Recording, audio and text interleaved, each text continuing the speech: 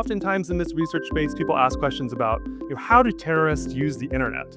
And, it can vary, but oftentimes the answer is they're using it just in the same way that we do. The way that violent extremist actors are using social media is actually quite rational. They're using it in the same way that we would, to communicate with friends, to share information, to send money, et cetera, et cetera. I think that's kind of a key for how we might be able to counter these threats.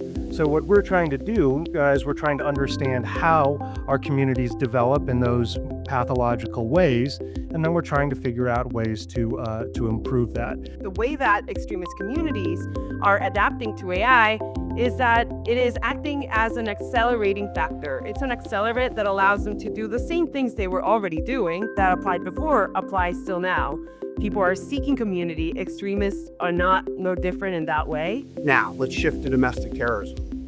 That's a really hard topic to talk about in an organization like the FBI, because we are talking about political speech. We are talking about hate speech.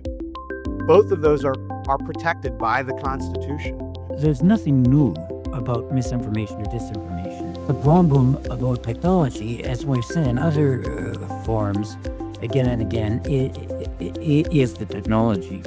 If you think about that, you can just scroll down and get everything, while in the past we were just watching TV for 1 hour and getting a couple of pieces of information, right? So the amount of information that we get inside, we do not have actually the capacity to edit.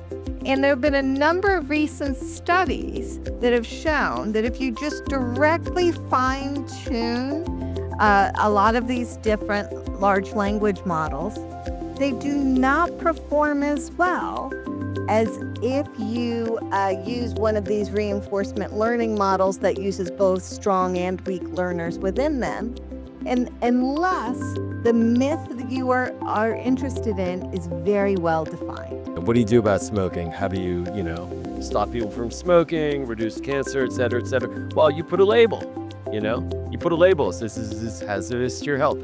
That'll do it.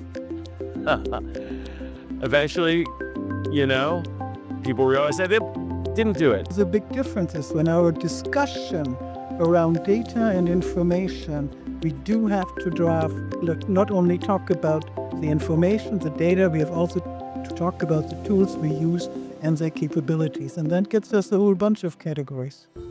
In May of 1920, Henry Ford owned a newspaper called the Dearborn Independent, and it started a 91-week series called The International Jew, the World's Foremost Problem. I have to say that I think October 7th is much greater in its reach than the Dreyfus Affair ever was. Dreyfus was sort of localized to a certain extent to France, and there were manifestations other places, Austria and Italy, and far right traditionalist Catholic circles. It still has a certain resonance and so on.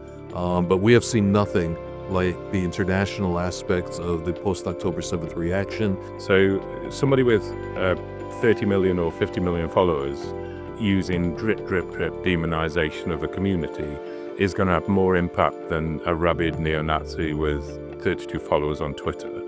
It is clearly kind of measuring harm rather than measuring veracity, and that's important. There will always be this inherent tension with our privacy rights and the things that we don't necessarily want in the hands of the state, and then the ability to train computers on massive piles of public data or private data that's been scooped up without necessarily consent. So we need to be very careful about expanding these techniques while also preserving privacy. So that's the risk. It's the fact that we need to have such a high degree of confidence in the AI's decision.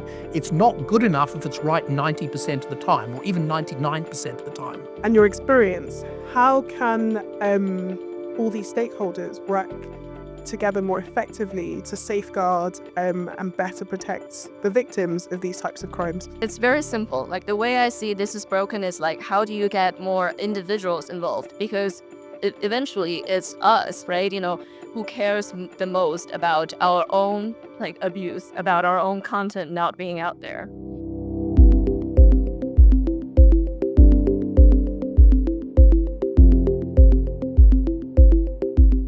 I'm very grateful for the conference, for all the speakers and the panelists and all the papers that I've read. There's clearly a lot of work to be done, but also a lot of work being done. These are not just technical issues. These are social issues. And therefore, we cannot just think about technology. We need to think more openly how we humans deal with this problem. But to actually meet a person who was a victim, who is a victim, and who really got rather poor support from parts of the country that you would hope would provide that kind of support was eye-opening to me. It's very important to discuss all this, and not just within any part of the IEEE, but it's also important to educate the public on why this is important